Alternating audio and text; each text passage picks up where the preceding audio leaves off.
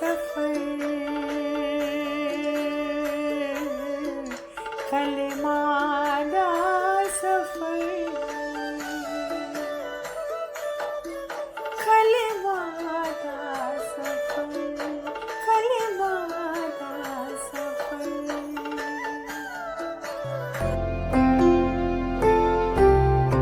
बहुत ही ਸਤਿਕਾਰਯੋਗ ਪੰਜਾਬੀਓ, on sky media ਪਰਿਵਾਰ ਵੱਲੋਂ ਤੁਹਾਡਾ ਸਭ ਦਾ ਸਵਾਗਤ ਹੈ।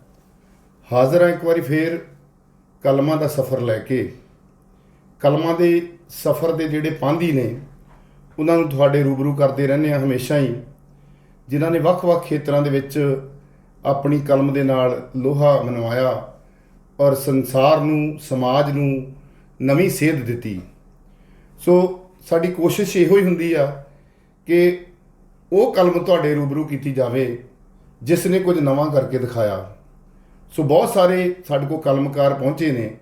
ਅਸੀਂ ਉਹਨਾਂ ਦੇ ਸਫ਼ਰ ਦੇ ਵਿੱਚ ਅੱਜ ਜਿਹੜੇ ਕਲਮਕਾਰ ਤੁਹਾਡੇ ਰੂਬਰੂ ਕਰ ਰਹੇ ਹਾਂ ਉਹ ਨੇ ਡਾਕਟਰ ਬਲਜੀਤ ਕੌਰ ਜੀ, ਜਿਹੜੇ ਕਿਸੇ ਵੀ ਰਸਮੀ ਜਾਣ ਪਛਾਣ ਦੇ ਮੁਤਾਜ ਨਹੀਂ, ਸਿੱਖਿਆ ਸ਼ਾਸਤਰੀ ਨੇ ਔਰ ਸਿੱਖਿਆ ਦੇ ਖੇਤਰ ਵਿੱਚ ਬਹੁਤ ਲੰਮਾ ਸਮਾਂ, ਤਕਰੀਬਨ 34 ਸਾਲ ਦਾ ਗੁਰੂ ਨਾਨਕ ਦੇਵ ਯੂਨੀਵਰਸਿਟੀ ਔਰ ਵੱਖ-ਵੱਖ ਯੂਨੀਵਰਸਿਟੀਆਂ ਦਾ ਤਜਰਬਾ ਇਹਨਾਂ ਦੇ ਕੋਲ ਆ, ਪੜ੍ਹਾਉਣ ਦਾ ਔਰ ਖੋਜ ਦਾ। ਔਰ ਇਹਨਾਂ ਨੇ ਆਪਣੇ ਤਜਰਬੇ ਦੇ ਨਾਲ ਬਹੁਤ ਸਾਰੇ ਉਹ ਵਿਦਿਆਰਥੀ ਪੈਦਾ ਕੀਤੇ ਨੇ ਜਿਨ੍ਹਾਂ ਦੀਆਂ ਅੱਗੇ ਜਾ ਕੇ ਕਲਮਾਂ ਹੁਣ ਆਪਣਾ ਸਫ਼ਰ ਜਿਹੜਾ ਉਹ ਤੈਅ ਕਰ ਰਹੀਆਂ ਨੇ। ਔਰ ਇਹਨਾਂ ਦੇ ਪੈਦਾ ਕੀਤੇ ਹੋਏ ਜਿਹੜੇ ਵਿਦਿਆਰਥੀ ਨੇ ਉਹ ਸੰਸਾਰ ਦੇ ਵਿੱਚ ਨਵੀਆਂ ਪੁਲਾਂਘਾਂ ਪੁੱਟ ਰਹੇ ਨੇ। ਔਰ ਡਾਕਟਰ ਬਲਜੀਤ ਕੌਰ ਜੀ ਉਹ ਸ਼ਖਸੀਅਤ ਨੇ ਜਿਨ੍ਹਾਂ ਨੇ ਸੁਲਤਾਨਪੁਰ ਲੋਧੀ ਦੇ ਏਰੀਏ ਤੋਂ ਸਫ਼ਰ ਸ਼ੁਰੂ ਕੀਤਾ ਔਰ ਉਹ ਗੁਰੂ ਨਾਨਕ ਦੇਵ ਜੀ ਦੀ ਚਰਨ ਛੋਹ ਧਰਤੀ, ਜਿਹੜੇ ਬਹੁਤ ਵੱਡੇ ਦੁਨੀਆ ਦੇ ਮਹਾਨ ਕਲਮਕਾਰ ਨੇ, ਬਹੁਤ ਵੱਡੇ ਦਾਰਸ਼ਨਿਕ ਨੇ ਜਿਨ੍ਹਾਂ ਨੇ ਸੰਸਾਰ ਨੂੰ ਸੇਧ ਦਿੱਤੀ। ਸੋ ਉਸ ਧਰਤੀ ਦੀ ਜਾਈ ਇਹ ਧੀ ਡਾਕਟਰ ਬਲਜੀਤ ਕੌਰ, ਜਿਨ੍ਹਾਂ ਨੂੰ ਬਹੁਤ ਸਾਰੇ ਮਾਨ ਸਨਮਾਨ ਪ੍ਰਾਪਤ ਹੋਏ ਨੇ ਔਰ ਪੰਜਾਬ ਦੀ ਧੀ ਮਾਨ ਸਨਮਾਨ ਵੀ ਪ੍ਰਾਪਤ ਹੋਇਆ। ਵਰਲਡ ਦੇ ਵਿੱਚ ਬਹੁਤ ਸਾਰੀਆਂ ਸੰਸਥਾਵਾਂ ਵੱਲੋਂ ਸਨਮਾਨ ਪ੍ਰਾਪਤ ਕੀਤੇ। ਔਰ ਜਿਵੇਂ ਮੈਂ ਵਿਦਿਆਰਥੀਆਂ ਦੀ ਗੱਲ ਕੀਤੀ ਆ, ਤੇ ਜਿਹੜੇ ਇਹਨਾਂ ਕੋਲ PhD ਦੇ ਵਿਦਿਆਰਥੀ ਨੇ, 3 ਦਰਜਨ ਦੇ ਕਰੀਬ PhD ਦੇ ਖੋਜ ਵਿਦਿਆਰਥੀ ਇਹਨਾਂ ਕੋਲੋਂ ਜਿਹੜਾ ਉਹ ਸੇਧ ਲੈ ਕੇ ਜਿਨ੍ਹਾਂ ਨੇ ਡਿਗਰੀਆਂ ਪ੍ਰਾਪਤ ਕੀਤੀਆਂ ਔਰ ਪੌਣੇ 200 ਦੇ ਕਰੀਬ ਜਿਹੜੇ MPhil ਦੇ ਜਿਹੜੇ ਖੋਜ ਇਹਨਾਂ ਨੇ ਕਰਵਾਈ। ਔਰ ਇਹ ਹਮੇਸ਼ਾ ਹੀ ਮੈਨੂੰ ਇਸ ਗੱਲ ਦਾ ਅਹਿਸਾਸ ਆ ਕਿ ਮੈਡਮ ਹੁਣੀ ਹਮੇਸ਼ਾ ਹੀ ਕਹਿੰਦੇ ਹੁੰਦੇ ਨੇ ਕਿ ਫਲ ਨੀਵਿਆਂ ਰੁੱਖਾਂ ਨੂੰ ਲੱਗਦੇ, ਸਿਮਲਾ ਤੂੰ ਮਾਣ ਨਾ ਕਰੀ। ਸੋ ਉਹ ਇੱਕ ਨਿਮਰਤਾ ਭਰੀ ਸ਼ਖਸੀਅਤ ਜਿਨ੍ਹਾਂ ਨੇ ਬੜੀ ਨਿਮਾਣਤਾ ਦੇ ਨਾਲ, ਔਰ ਮੈਨੂੰ ਇਸ ਗੱਲ ਦਾ ਬੜਾ ਮਾਣ ਆ ਔਰ ਮੈਂ ਬੜੇ ਫਖਰ ਨਾਲ ਕਹਿ ਸਕਦਾ ਕਿ ਮੈਂ ਵੀ ਉਸ ਸ਼ਖਸੀਅਤ ਦਾ ਵਿਦਿਆਰਥੀ ਹਾਂ। ਮੈਂ ਵੀ ਇਹਨਾਂ ਦੇ ਕੋਲੋਂ ਸੇਧ ਲੈ ਕੇ, ਇਹਨਾਂ ਦੇ ਚਰਨਾਂ ਦੀ ਧੂੜ ਲੈ ਕੇ ਤੇ ਮੈਂ ਵੀ ਜਿਹੜਾ ਕੁਝ ਬੋਲਣ ਜੋਗਾ ਹੋ ਗਿਆ। ਸੋ ਮੈਡਮ ਜੀ ਅੱਜ ਸਾਡੇ ਸਟੂਡੀਓ ਵਿੱਚ ਆਏ ਹੋ, ਤੁਹਾਡਾ ਬਹੁਤ ਬਹੁਤ ਸਵਾਗਤ। ਔਰ ਤੁਸੀਂ ਅੱਜ ਇਸ ਕਲਮਾਂ ਦੇ ਸਫ਼ਰ ਦੇ ਵਿੱਚ ਆਪਣਾ ਸਫ਼ਰ ਸਾਡੇ ਨਾਲ ਤੈਅ ਕਰੋਗੇ। ਤੁਹਾਡੇ ਬਹੁਤ ਸਾਰੇ ਵਿਦਿਆਰਥੀ ਵੀ ਇਹ ਪ੍ਰੋਗਰਾਮ ਦੇਖ ਰਹੇ ਹੋਣਗੇ। ਜਗਿਆਸਾ ਉਹਨਾਂ ਦੀ ਵੀ ਮੇਰੇ ਵਾਂਗੂ ਬਹੁਤ ਹੋਏਗੀ ਕਿ ਮੈਡਮ ਹੁਣਾਂ ਨੇ ਜਿਹੜਾ ਸੁਲਤਾਨਪੁਰ ਲੋਧੀ ਤੋਂ ਸਫ਼ਰ ਤੈਅ ਕੀਤਾ, ਉਦੋਂ ਜਦੋਂ ਤੁਸੀਂ ਸਫ਼ਰ ਤੈਅ ਕੀਤਾ, ਅੱਜ ਵੀ ਉਹ ਵੈਸੇ ਗੱਲ ਤਾਂ ਉਨੀ ਨਹੀਂ ਪਰ ਫਿਰ ਵੀ ਉੱਥੇ ਖੜੀ ਆ। ਕੁੜੀਆਂ ਨੂੰ ਪਿੰਡਾਂ ਦੇ ਵਿੱਚ ਹਾਲੇ ਵੀ ਸ਼ਹਿਰਾਂ ਦੇ ਵਿੱਚ ਭੇਜਣ ਦਾ ਰਿਵਾਜ ਜਿਹੜਾ ਉਹ ਭਾਵੇਂ ਘਟਦਾ ਜਾ ਰਿਹਾ ਪਰ ਹੈ ਜ਼ਰੂਰ ਆ ਕਿ +2 ਤੋਂ ਬਾਅਦ ਲੜਕੀ ਵੀ ਜਿਹੜੀ ਆ ਆਪਣੇ ਪੈਰਾਂ ਸਿਰ ਖੜੀ ਹੋਵੇ। IELTS ਦਾ ਬੜਾ ਬੋਲਬਾਲਾ ਹੋ ਗਿਆ, ਪੜ੍ਹਾਈ ਦਾ ਬੜਾ ਰੋਲ ਘਚੋਲਾ ਪੈ ਗਿਆ। ਸੋ ਇਸ ਕਰਕੇ ਅਸੀਂ ਚਾਹੁੰਦੇ ਹਾਂ ਕਿ ਉਹਨਾਂ ਦਿਨਾਂ ਦੇ ਵਿੱਚ ਜਦੋਂ ਕੋਈ ਲੜਕੀ ਪੜ੍ਹਦੀ ਸੀ, ਤੁਸੀਂ ਇੰਨੀ ਵੱਡੀ ਜਿਹੜੀ ਪ੍ਰਾਪਤੀ ਕੀਤੀ ਔਰ ਯੂਨੀਵਰਸਿਟੀ ਤੱਕ ਦਾ ਸਫ਼ਰ ਤੈਅ ਕੀਤਾ, ਉਹਦੇ ਬਾਰੇ 'ਚ, ਆਪਣੇ ਪਰਿਵਾਰ ਦੇ ਬਾਰੇ 'ਚ, ਪਰਿਵਾਰ 'ਚੋਂ ਕਿੱਦਾਂ ਦਾ ਮਾਹੌਲ ਮਿਲਿਆ ਉਹਦੇ ਬਾਰੇ 'ਚ ਜਿਹੜੀ ਸਾਡੀ ਗੱਲਬਾਤ ਆ ਉਹਦੇ ਨਾਲ ਆਪਣਾ ਵਾਵਸਤਾ ਜੋੜੋ। ਸ਼ੁਕਰੀਆ ਜੀ। ਸਭ ਤੋਂ ਪਹਿਲਾਂ ਤਾਂ ਮੈਂ ਪੰਜਾਬ ਨੂੰ, ਪੰਜਾਬੀ ਨੂੰ, ਪੰਜਾਬੀ ਸਾਹਿਤ ਸੱਭਿਆਚਾਰ ਨੂੰ ਪਿਆਰ ਕਰਨ ਵਾਲੇ ਸਾਰੇ ਸਰੋਤਿਆਂ ਨੂੰ, ਸਾਰੇ ਪੰਜਾਬੀਆਂ ਨੂੰ ਮੈਂ ਪ੍ਰਣਾਮ ਕਰਦੀ ਹਾਂ। ਮੈਨੂੰ ਬਹੁਤ ਖੁਸ਼ੀ ਆ ਕਿ ਔਨ ਸਕਾਈ ਰੇਡੀਓ 'ਤੇ ਅੱਜ ਮੈਨੂੰ ਸਰਦੂਲ ਹੋਰਾਂ ਅਤੇ ਬਿਕਰਮਜੀਤ ਵਿੱਕੀ ਹੋਰਾਂ ਨੇ, ਉਹਨਾਂ ਦੀ ਜੀਵਨ ਸਾਥਰ ਪਰਮਜੀਤ ਹੋਰਾਂ ਨੇ ਮੈਨੂੰ ਮੌਕਾ ਦਿੱਤਾ ਆਪ ਸਭ ਦੇ ਰੂਬਰੂ ਹੋਣ ਦਾ। ਡਾਕਟਰ ਸਰਦੂਲ ਮੇਰੇ ਬਹੁਤ ਹੋਣਹਾਰ ਵਿਦਿਆਰਥੀ ਰਹੇ ਨੇ ਔਰ ਮੈਨੂੰ ਖੁਸ਼ੀ ਆ ਕਿ ਇਹ ਬਹੁਤ ਸਾਰੀਆਂ ਪੁਲਾਂਘਾਂ ਪੁੱਟਦੇ ਹੋਏ ਇਸ ਵੇਲੇ ਸਿਖਰ ਵੱਲ ਜਾ ਰਿਹਾ, ਸਾਹਿਤ ਰਚਨਾ ਵਿੱਚ ਵੀ, ਆਲੋਚਨਾ ਵਿੱਚ ਵੀ, ਚਿੰਤਨ ਵਿੱਚ ਵੀ। ਔਰ ਇਹ ਜਿਹੜਾ ਔਨ ਸਕਾਈ ਰੇਡੀਓ ਨਾਲ ਜੁੜਿਆ, ਇਹ ਇਹਨਾਂ ਲਈ ਹੋਰ ਇੱਕ ਪ੍ਰਾਪਤੀ ਹੈ। ਮੈਨੂੰ ਇਸ ਗੱਲ ਦਾ ਮਾਣ ਵੀ ਮਹਿਸੂਸ ਹੋ ਰਿਹਾ ਕਿ ਅੱਜ ਇਹ ਮੇਰੇ ਨਾਲ ਬੈਠੇ ਨੇ, ਅਸੀਂ ਗੱਲਬਾਤ ਕਰ ਰਹੇ ਹਾਂ। ਜਿਹੜੀ ਗੱਲ ਤੁਸੀਂ ਕੀਤੀ ਹੈ ਸੁਲਤਾਨਪੁਰ ਲੋਧੀ ਦੀ, ਬਾਬੇ ਨਾਨਕ ਦੀ ਚਰਨਾਂ ਦੀ ਛੋਹ ਪ੍ਰਾਪਤ ਉਹ ਧਰਤੀ, ਉਹਦੀ ਮਿੱਟੀ, ਉਹਦੇ ਪੌਣ ਪਾਣੀ ਵਿੱਚ ਅਸੀਂ ਜੰਮੇ ਪਲੇ ਹਾਂ। ਔਰ ਇੱਕ ਕੁਦਰਤੀ ਹਵਾ ਦੇ ਵਿੱਚ, ਉੱਥੋਂ ਦੇ ਕਿਣਕਿਆਂ ਦੇ ਵਿੱਚ, ਉੱਥੋਂ ਦੀ ਮਿੱਟੀ 'ਚ, ਪਾਣੀ ਦੇ ਕਣ ਕਣ ਦੇ ਵਿੱਚ ਜਿਹੜੀ ਬਾਬੇ ਦੀ ਬਾਣੀ ਹੈ, ਉਹਨਾਂ ਦਾ ਚਿੰਤਨ ਹੈ, ਉਹਨਾਂ ਦੀ ਵਿਚਾਰਧਾਰਾ ਹੈ, ਉਹਨਾਂ ਦੀ ਜੋ ਸਮੁੱਚੇ ਜਗਤ ਨੂੰ, ਸਮੁੱਚੀ ਮਾਨਵਤਾ ਨੂੰ ਦੇਣ ਹੈ, ਹਾਂਜੀ, ਉਹਦੇ ਪ੍ਰਭਾਵ ਦਾ ਕਿਤੇ ਨਾ ਕਿਤੇ ਕੋਈ ਕਿਣਕਾ ਮੇਰੇ ਅੰਦਰ ਵੀ ਪੈ ਗਿਆ ਹੋਵੇਗਾ। ਔਰ ਮੈਨੂੰ ਉਸ ਧਰਤੀ ਦੀ ਜੰਮਪਲ ਹੋਣ ਦਾ ਮਾਣ ਆ। ਜਿਹੜੀ ਤੁਸੀਂ ਦੂਸਰੀ ਗੱਲ ਕੀਤੀ ਕਿ ਫਲ ਨੀਵਿਆਂ ਰੁੱਖਾਂ ਨੂੰ ਲੱਗਦੇ, ਇਹ ਮੇਰੀ ਮਾਂ ਕੰਮਕਾਰ ਕਰਦੀ ਹੋਈ ਇੱਦਾਂ ਦੇ ਗੀਤ ਗੁਣਗੁਣਾਉਂਦੀ ਰਹਿੰਦੀ ਹੁੰਦੀ ਸੀ। ਬੜੀ ਧਾਰਮਿਕ ਬਿਰਤੀ ਵਾਲੀ ਮਾਂ ਸੀ, ਬਿਲਕੁਲ ਅਨਪੜ੍ਹ ਸੀ, ਪਰ ਇੰਨੀਆਂ ਨਫੀਸ ਰੁਚੀਆਂ ਸੀ, ਇੰਨੀਆਂ ਕਲਾਤਮਕ ਰੁਚੀਆਂ ਸੀ ਕਿ ਕੰਮਕਾਰ ਕਰਦਿਆਂ ਉਹਨਾਂ ਨੇ ਜਾਂ ਧਾਰਮਿਕ ਗੀਤ ਗਾਉਂਦੇ ਰਹਿਣਾ, ਜਾਂ ਕੋਈ ਲੰਮੇ ਗਾਉਣ ਲੋਕ ਗੀਤ ਉਹਨਾਂ ਦੇ ਬੁੱਲਾਂ 'ਤੇ ਹੁੰਦੇ ਸੀ। ਔਰ ਇਹ ਜਿਹੜਾ ਫਲ ਨੀਵਿਆਂ ਰੁੱਖਾਂ ਨੂੰ ਲੱਗਦੇ, ਇੱਦਾਂ ਦੇ ਕਈ ਗੀਤ ਬਚਪਨ 'ਚ ਸੁਣ ਕੇ ਅਸੀਂ ਵੱਡੇ ਹੋਏ।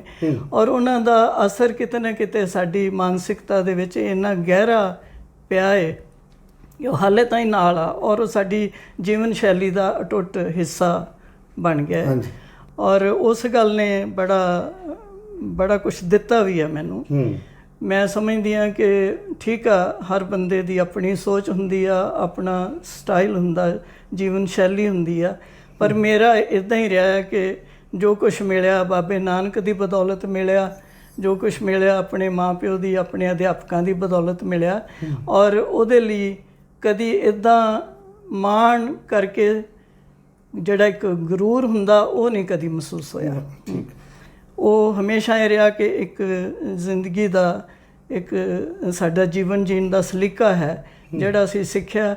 ਉਹਦੇ 'ਚ ਇਹ ਕਿ ਕੰਮ ਕਰਦੇ ਰਹਿਣਾ, ਜੋ ਵੀ ਕੰਮ ਸਾਡੇ ਜਿੰਮੇ ਆਇਆ, ਵਾਹਿਗੁਰੂ ਨੇ ਲਾਇਆ ਜਾਂ ਸਾਡੇ ਸਮਾਜ ਨੇ ਲਾਇਆ, ਉਹ ਕੰਮ ਕਰਦੇ ਰਹਿਣਾ। ਔਰ ਬਿਨਾਂ ਕਿਸੇ ਨੂੰ ਜਤਾਇਆ ਜੇ ਕੋਈ ਪ੍ਰਾਪਤੀ ਹੋਈ ਵੀ ਆ, ਤੇ ਉਸ ਪ੍ਰਾਪਤੀ ਦਾ ਵੀ ਉਸਨੇ ਅੱਗੇ ਵਧਣ ਲਈ ਹੋਰ ਪ੍ਰੇਰਨਾ ਦਿੱਤੀ ਆ। ਸੋ ਇਸ ਤਰ੍ਹਾਂ ਕਦੀ ਇੱਦਾਂ ਨਹੀਂ ਹੋਇਆ ਕਿ ਖਾਮਖਾ ਤੁਸੀਂ ਆਪਣੇ ਆਪ ਨੂੰ ਕੋਈ ਸਮਝਣ ਲੱਗ ਜਾਓ। ਮੇਰੀ ਜਿਹੜੀ ਪ੍ਰਾਪਤੀ ਆ ਉਹ ਤੁਹਾਡੇ ਵਰਗੇ ਵਿਦਿਆਰਥੀਆਂ ਦੇ ਵਿੱਚ ਦਿਸ ਰਹੀ ਆ। ਉਸ ਗੱਲ ਦਾ ਮੈਨੂੰ ਬਹੁਤ ਖੁਸ਼ੀ ਆ, ਆਨੰਦ, ਇੱਕ ਸੈਟੀਸਫੈਕਸ਼ਨ, ਇੱਕ ਸੰਤੁਸ਼ਟੀ ਆ ਮਨ ਦੇ ਵਿੱਚ। ਤੇ ਇਹ ਜਿਹੜਾ ਤੁਹਾਡਾ ਐਜੂਕੇਸ਼ਨ ਦਾ ਸਫ਼ਰ ਸੀ ਜੀ, ਘਰ ਦੇ ਵਿੱਚੋਂ ਹੀ ਸ਼ੁਰੂ ਹੋ ਗਿਆ ਸੀ ਜੀ ਮੈਡਮ? ਤੇ ਘਰਦਿਆਂ ਨੇ ਕਿੰਨੀ ਕੁ ਹੱਲਾਸ਼ੇਰੀ ਦਿੱਤੀ ਵੀ ਜੋ ਤੁਸੀਂ ਇਸ ਪਾਸੇ ਵੱਲ ਆਏ ਹੋ? ਕਿਉਂਕਿ ਉਦੋਂ ਲੜਕੀਆਂ ਨੂੰ ਆਮ ਤੌਰ 'ਤੇ 12ਵੀਂ ਕਰਨ ਤੋਂ ਬਾਅਦ ਜਾਂ 10ਵੀਂ ਕਰਨ ਤੋਂ ਬਾਅਦ ਹਟਾ ਲਿਆ ਜਾਂਦਾ ਸੀ, ਤੇ ਘਰਦਿਆਂ ਦੀ ਕਿੰਨੀ ਕੁ ਹੱਲਾਸ਼ੇਰੀ ਸੀ ਵੀ ਇਹ ਹੋਣਹਾਰ ਜਿਹੜੀ ਸਾਡੀ ਧੀ ਆ ਉਹ ਅੱਗੇ ਤੋਂ ਅੱਗੇ ਵਧਦੀ ਜਾਵੇ? ਇੱਦਾਂ ਸਰਦੂਲ ਜੀ ਕਿ ਘਰ ਦੇ ਵਿੱਚ ਪਿਤਾ ਜੀ ਵੀ ਪੜ੍ਹੇ ਸੀਗੇ, ਦਾਦਾ ਜੀ ਵੀ ਪਟਵਾਰੀ ਰਹੇ ਨੇ। ਹਾਂਜੀ। 10ਵੀਂ ਤੱਕ ਸਕੂਲ ਜਿਹੜਾ ਬਿਲਕੁਲ ਕੰਧ ਨਾਲ ਕੰਧ ਘਰ ਦੀ ਸਾਂਝੀ ਸੀ ਸਕੂਲ ਦੇ ਨਾਲ, ਉੱਥੋਂ ਤੱਕ ਤਾਂ ਕੋਈ ਪ੍ਰੋਬਲਮ ਨਹੀਂ ਆਈ, ਪੜ੍ਹਦੇ ਰਹੇ ਹਾਂ। ਔਰ ਇਹ ਜ਼ਰੂਰ ਹੁੰਦਾ ਸੀ ਕਿ ਸ਼ੁਰੂ ਤੋਂ ਹੀ ਕਲਾਸ ਦੇ ਵਿੱਚ ਕੋਈ ਦਰਜਾ ਆ ਜਾਂਦਾ ਸੀਗਾ। ਆਮ ਤੌਰ 'ਤੇ ਪਹਿਲੀ ਪੋਜੀਸ਼ਨ ਹੀ ਹੁੰਦੀ ਸੀ। ਜਦੋਂ ਛੋਟੇ ਹੁੰਦਿਆਂ ਇਹ ਇੱਕ ਤੁਹਾਨੂੰ ਲੱਗਣ ਲੱਗ ਜਾਂਦੀ ਹੈ ਕਿ ਮੈਂ ਫਸਟ ਹੀ ਆਉਣਾ, ਤੇ ਫਿਰ 10ਵੀਂ ਤਾਈਂ ਫਸਟ ਹੀ ਆਉਂਦੇ ਰਹੇ। ਤੇ ਉਹਦੇ 'ਚ ਇਹ ਆ ਵੀ ਅਧਿਆਪਕਾਂ ਦਾ ਵੀ ਬਹੁਤ ਯੋਗਦਾਨ ਆ। ਬੜੇ ਆਦਰਸ਼ ਅਧਿਆਪਕ ਉਹਨਾਂ ਦਿਨਾਂ 'ਚ, ਬੜੀ ਲਗਨ ਵਾਲੇ ਇੱਦਾਂ ਦੇ ਅਧਿਆਪਕ ਸੀ ਕਿ ਇੰਗਲਿਸ਼ ਜਰਾ ਔਖਾ ਸਬਜੈਕਟ ਮੰਨਿਆ ਜਾਂਦਾ ਸੀ, ਤੇ ਇੰਗਲਿਸ਼ ਦੇ ਸਾਡੇ ਅਧਿਆਪਕ, ਮੈਂ ਉਹਨਾਂ ਨੂੰ ਯਾਦ ਕਰ ਰਹੀ ਹਾਂ, ਮਿਸ ਰਵਿੰਦਰ।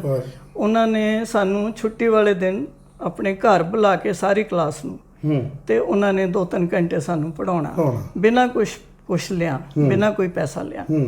ਇਹ ਲਗਨ ਹਿਸਾਬ ਵਾਲੇ ਜਿਹੜੇ ਸਾਡੇ ਅਧਿਆਪਕ ਸੀ ਉਹਨਾਂ 'ਚ ਵੀ ਸੀਗੀ, ਸਾਰਿਆਂ 'ਚ ਹੀ ਸੀਗੀ। ਔਰ ਉਹ ਇੱਕ ਸਾਡੇ ਸਾਹਮਣੇ ਆਦਰਸ਼ ਰਿਹਾ ਕਿ ਅਸੀਂ ਵੀ ਇੱਦਾਂ ਦੇ ਅਧਿਆਪਕ ਬਣਨਾ। ਮੇਰੇ ਦਾਦਾ ਜੀ, ਉਹਨਾਂ ਨੂੰ ਇਹ ਹੁੰਦਾ ਸੀ ਕਿ ਛੋਟਾ ਜਿਹਾ ਸ਼ਹਿਰ ਸੀ, ਸਾਰੇ ਜਾਣਦੇ ਸੀ। ਜਦੋਂ ਸਕੂਲ 'ਚੋਂ ਫਸਟ ਆਉਣਾ ਪਤਾ ਲੱਗ ਜਾਂਦਾ ਸੀ, ਉਹਨਾਂ ਬਾਜ਼ਾਰ ਜਾਣਾ, ਕਿਤੇ ਮਿਲਣਾ ਲੋਕਾਂ ਨੇ, ਤੇ ਲੋਕਾਂ ਵਧਾਈਆਂ ਦੇਣੀਆਂ, ਤੇ ਉਹਨਾਂ ਕਹਿਣਾ ਆ ਕੇ ਵੀ ਮੇਰਾ ਸਿਰ ਖੂਨ ਵੱਜ ਜਾਂਦਾ ਜਦੋਂ ਵਾਹ ਜੀ। ਮੈਨੂੰ ਲੋਕ ਵਧਾਈ ਦਿੰਦੇ ਕਿਆ ਆ। ਬਾਤ। ਸੋ ਇਦਾਂ ਦੀ ਹੱਲਾਸ਼ੇਰੀ ਸੀਗੀ ਕਿ ਜੇ ਮੈਂ ਪੜ੍ਹਦੀ ਆ ਤੇ ਉਹਨਾਂ ਨੇ ਮੇਰੇ ਕੋਲ, ਮੈਂ ਉੱਥੇ ਪੜ੍ਹਦੀ ਉਸ ਕਮਰੇ 'ਚ, ਉਹਨਾਂ ਮੇਰੇ ਕੋਲ ਹੀ ਮੰਜਾ ਢਾ ਲੈਣਾ ਤੇ ਜਾਗਦੇ ਰਹਿਣਾ ਉਦੋਂ ਤੱਕ ਜਦ ਤੱਕ ਮੈਂ ਪੜ੍ਹਦੀ ਆ। ਤੇ ਉਹਨਾਂ ਨੂੰ ਇਹ ਹੁੰਦਾ ਸੀ ਕਿ ਜੇ ਮੈਂ ਸੌਂ ਗਿਆ ਤੇ ਇਹਨੇ ਵੀ ਸੌਂ ਜਾਣਾ। ਸੋ ਇਦਾਂ ਦਾ ਪਿਆਰ, ਇਦਾਂ ਦੀ ਹੱਲਾਸ਼ੇਰੀ ਮਿਲੀ ਆ। ਇੱਕ ਮੇਰੀ ਮਾਂ ਸੀ, ਭਾਵੇਂ ਅਨਪੜ੍ਹ ਸੀ, ਪਰ ਉਹਨੇ ਹਮੇਸ਼ਾ ਮੈਨੂੰ ਕਹਿਣਾ, ਕੁੜੀਏ ਪੜ੍ਹ ਲਾ, ਤੇਰੀ ਜ਼ਿੰਦਗੀ ਬਣ ਜੂ। ਸੋ ਉਹ ਇੱਕ ਲਗਨ ਹਮੇਸ਼ਾ ਉਹਨਾਂ ਤੋਂ ਪ੍ਰੇਰਨਾ ਮਿਲਦੀ ਰਹੀ, ਇੱਕ ਲਗਨ ਲੱਗੀ ਰਹੀ। ਔਰ ਜਿਹੜਾ ਪੜ੍ਹਾਈ ਤੋਂ, ਕਿਤਾਬਾਂ ਤੋਂ ਇਲਾਵਾ ਹੋਰ ਸ਼ੌਕ ਸੀਗਾ, ਉਹ ਚੌਥੀ ਪੰਜਵੀਂ 'ਚ ਇੰਨਾ ਸ਼ੌਕ ਸੀਗਾ ਕਿ ਕਿਤੋਂ ਵੀ ਕੋਈ ਕਿਤਾਬ ਲੱਭ ਜਾਣੀ, ਕੋਈ ਮੈਗਜ਼ੀਨ ਲੱਭ ਜਾਣਾ, ਸਕੂਲ ਦੀ ਲਾਇਬ੍ਰੇਰੀ ਸਾਰੀ ਪੜ੍ਹ ਛੱਡਣੀ। ਤੇ ਆਂਢ ਗੁਆਂਢ ਵੀ, ਇੱਕ ਨੇੜੇ ਸਾਡੇ ਘਰ ਸੀ, ਉਹ ਸਾਧੂ ਬਿਰਤੀ ਵਾਲੇ ਬੰਦੇ ਸੀ, ਉਹਨਾਂ ਦੇ ਘਰ ਧਾਰਮਿਕ ਪੁਸਤਕਾਂ ਬਹੁਤ ਸੀ, ਸਾਰੇ ਭਗਤਾਂ ਦੀਆਂ ਜੀਵਨੀਆਂ ਹੋਰ। ਤੇ ਮੈਂ, ਉਹਨਾਂ ਦੀ ਬੇਟੀ ਮੇਰੇ ਨਾਲ ਪੜ੍ਹਦੀ ਹੁੰਦੀ ਸੀ।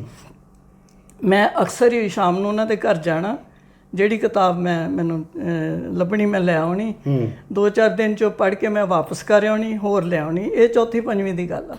ਮਤਲਬ ਜਿਹੜਾ ਕਿਤਾਬਾਂ, ਪੜ੍ਹਾਈ ਦੀਆਂ ਕਿਤਾਬਾਂ ਤੋਂ ਇਲਾਵਾ ਹੋਰ ਸ਼ੌਕ ਸੀ, ਉਦੋਂ ਤੋਂ ਹੀ ਮਨ ਦੇ ਵਿੱਚ ਹੈ ਸੀਗਾ। ਔਰ ਜਿਸ ਤਰ੍ਹਾਂ ਤੁਹਾਡੇ ਔਨ ਸਕਾਈ ਰੇਡੀਓ ਨਾਲ ਪ੍ਰੋਮਲਾ ਹੋਰੀ ਜੁੜੇ ਆ, ਅਸੀਂ ਕਲਾਸ ਫੈਲੋ ਸੀ, ਤੇ ਉਹਨੂੰ ਵੀ ਮੇਰਾ ਪਤਾ ਵਾ, ਬਚਪਨ ਤੋਂ ਇਕੱਠੇ ਰਹੇ ਆ। ਸਾਡੇ ਸ਼ੌਕ ਇਦਾਂ ਦੇ ਹੀ ਸੀਗੇ ਕਿ ਲਾਇਬ੍ਰੇਰੀ ਵੀ ਸਾਰੀ ਪੜ੍ਹ ਲੈਣੀ, ਜੋ ਮੈਗਜ਼ੀਨ ਆਉਣਾ, ਜੋ ਕਿਤਾਬਾਂ ਆਉਣੀਆਂ, ਜੋ ਕਿਤੋਂ ਲੱਭਣੀਆਂ, ਜੇ ਉਹਨੂੰ ਲੱਭਣੀਆਂ ਉਹ ਤੋਂ ਮੈਂ ਲੈ ਲੈਣੀਆਂ, ਜੇ ਮੇਰੇ ਤੋਂ ਲੱਭਣੀਆਂ ਮੈਨੂੰ ਲੱਭਣੀਆਂ ਉਹਨੇ ਲੈ ਲੈਣੀਆਂ। ਸੋ ਇਦਾਂ ਦਾ ਸਾਡਾ ਇਹ 10ਵੀਂ ਤੱਕ ਚੱਲਦਾ ਰਿਹਾ। 10ਵੀਂ ਤੋਂ ਬਾਅਦ, ਉਦੋਂ 10ਵੀਂ ਹੁੰਦੀ ਸੀ ਸਕੂਲਾਂ 'ਚ, ਉਸ ਤੋਂ ਬਾਅਦ ਕਾਲਜ ਸੀਗਾ। ਕਾਲਜ ਸੁਲਤਾਨਪੁਰ ਲੋਧੀ 'ਚ ਹੈ ਨਹੀਂ ਸੀ। ਅੱਛਾ ਜੀ। ਤੇ ਕਪੂਰਥਲਾ ਨੀਅਰੈਸਟ ਸੀਗਾ, ਜਾਂ ਫਿਰ ਹੋਸਟਲ ਜਲੰਧਰ।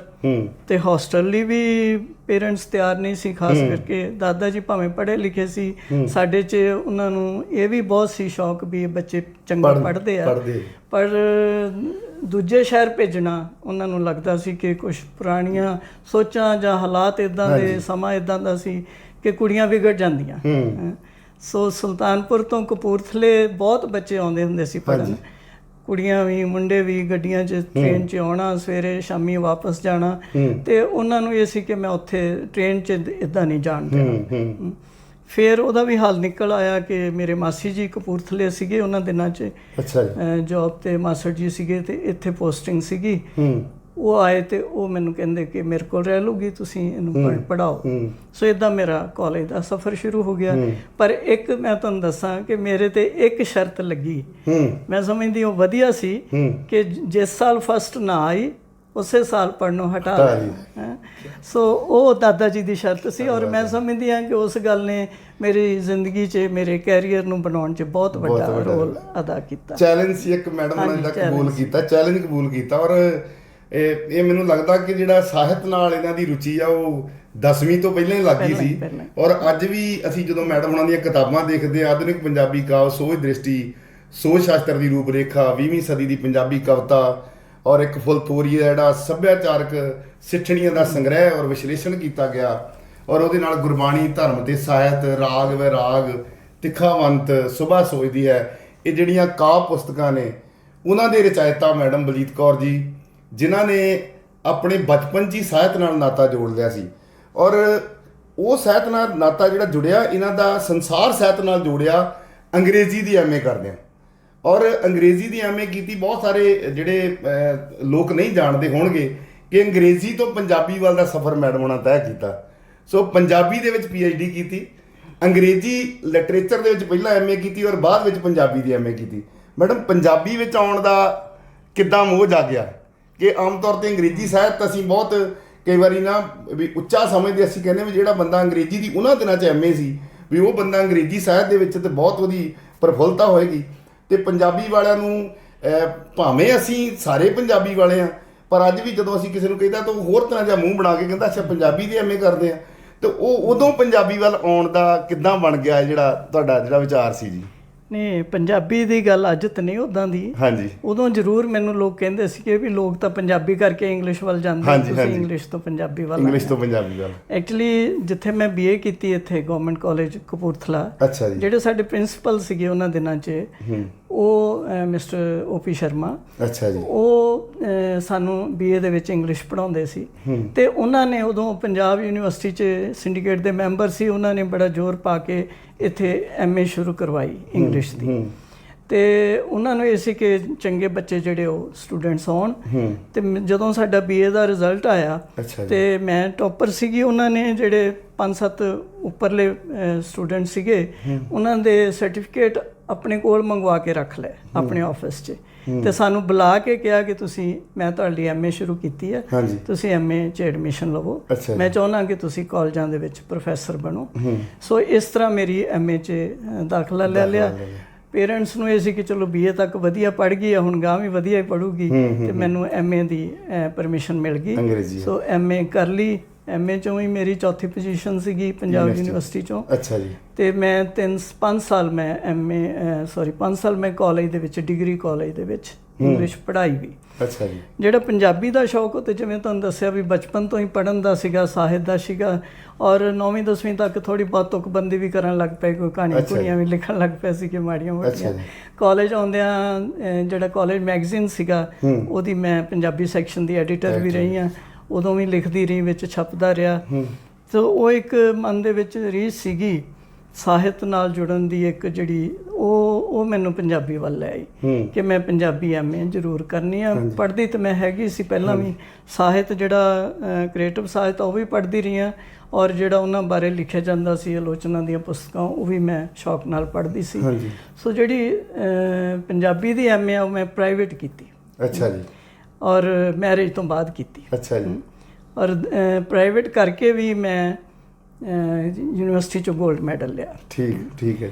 ਔਰ ਮੇਰਾ ਛੋਟਾ ਬੇਟਾ ਉਦੋਂ 3 ਕੁ ਮਹੀਨੇ ਦਾ ਸੀ ਜਦੋਂ ਮੈਨੂੰ ਡਿਗਰੀ ਮਿਲੀ MA ਦੀ। ਅੱਛਾ ਜੀ। ਤੇ ਮੈਂ ਉਦੋਂ ਪੰਜਾਬ ਯੂਨੀਵਰਸਿਟੀ ਦੇ ਜਿਹੜੇ ਚਾਂਸਲਰ ਸੀਗੇ, ਉਹ ਵਾਈਸ ਪ੍ਰੈਜ਼ੀਡੈਂਟ ਆਫ ਇੰਡੀਆ, ਉਹਨਾਂ ਨੇ ਮੈਨੂੰ ਡਿਗਰੀ ਦਿੱਤੀ, ਨਾਲ ਗੋਲਡ ਮੈਡਲ ਦਿੱਤਾ। ਔਰ ਬੇਟਾ ਮੇਰਾ ਨਾਲ ਸੀਗਾ। ਵਾਹ ਜੀ, ਕੀ ਬਾਤ ਹੈ ਜੀ।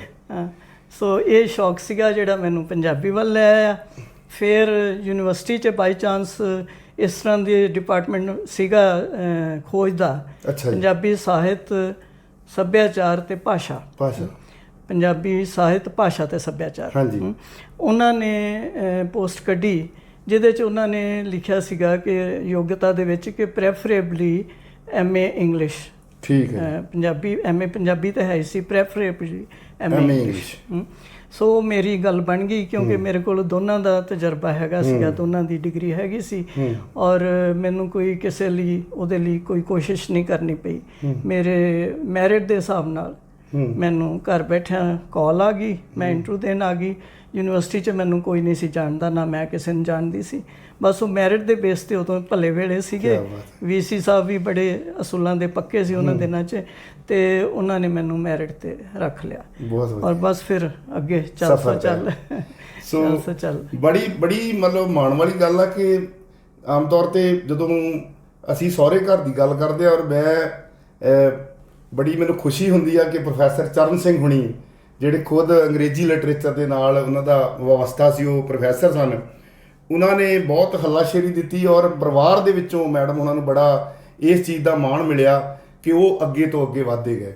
ਸੋ ਅੱਜ ਵੀ ਜਦੋਂ ਮੈਂ ਉਹਨਾਂ ਪਲਾਂ ਨੂੰ ਯਾਦ ਕਰਦਾ, ਜਦੋਂ ਪੋਸਟ ਗ੍ਰੈਜੂਏਸ਼ਨ ਦੇ ਵਿੱਚ ਅਸੀਂ ਮੈਡਮ ਉਹਨਾਂ ਕੋਲ ਪੜ੍ਹਦੇ ਸੀ, ਤੇ ਮੈਂ ਜਦੋਂ ਸੁਣਦਾ ਸੀ ਮੈਡਮ ਉਹਨਾਂ ਨੂੰ ਭਾਈ ਵੀਰ ਸਿੰਘ ਪੜ੍ਹਾਉਂਦਿਆਂ, ਤੇ ਮੈਨੂੰ ਲੱਗਦਾ ਸੀ ਵੀ ਸ਼ਾਇਦ ਮੈਡਮ ਹੁਣੀ ਘਰ ਜਾ ਕੇ ਭਾਈ ਵੀਰ ਸਿੰਘ ਹੀ ਪੜ੍ਹਦੇ ਰਹਿੰਦੇ ਆ। ਜਦੋਂ ਮੈਂ ਸੁਣਦਾ ਸੀ ਪ੍ਰੋਫੈਸਰ ਪੂਰਨ ਸਿੰਘ ਪੜ੍ਹਾਉਂਦਿਆਂ, ਤੇ ਮੈਨੂੰ ਲੱਗਦਾ ਸੀ ਵੀ ਸ਼ਾਇਦ ਹੋਰ ਕੋਈ ਕਿਤਾਬ ਨਹੀਂ ਕਦੇ ਪੜ੍ਹੀ, ਪ੍ਰੋਫੈਸਰ ਪੂਰਨ ਸਿੰਘ ਪੜ੍ਹਦੇ ਆ।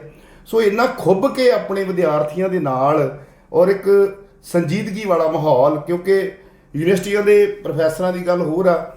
ਮੈਂ ਨਿੱਜੀ ਤੌਰ 'ਤੇ ਇਹ ਗੱਲ ਕਹਿ ਸਕਦਾ ਕਿ ਅੱਜ ਜਦੋਂ ਅਸੀਂ ਖੋਜ ਦਾ ਜਿਹੜਾ ਵਿਸ਼ਾ ਦੇਖਦੇ ਹਾਂ, ਤੇ ਬੜੇ ਵੱਡੇ ਲੇਖ ਲੱਗਦੇ ਨੇ ਲੋਕਾਂ ਦੇ ਗਾਈਡਾਂ ਬਾਰੇ, ਲੋਕਾਂ ਦੇ ਖੋਜ ਵਿਦਿਆਰਥੀਆਂ ਬਾਰੇ, ਔਰ ਮੈਂ ਇਹ ਗੱਲ ਬੜੀ ਦਾਅਵੇ ਨਾਲ ਕਹਿੰਦਾ ਕਿ ਮੈਡਮ ਹੁਣੀ ਆਪਣੇ ਕਦੇ ਖੋਜ ਵਿਦਿਆਰਥੀਆਂ ਕੋਲੋਂ ਕਦੇ ਪਾਣੀ ਦਾ ਗਲਾਸ ਮੰਗਾ ਕੇ ਵੀ ਨਹੀਂ ਪੀਤਾ।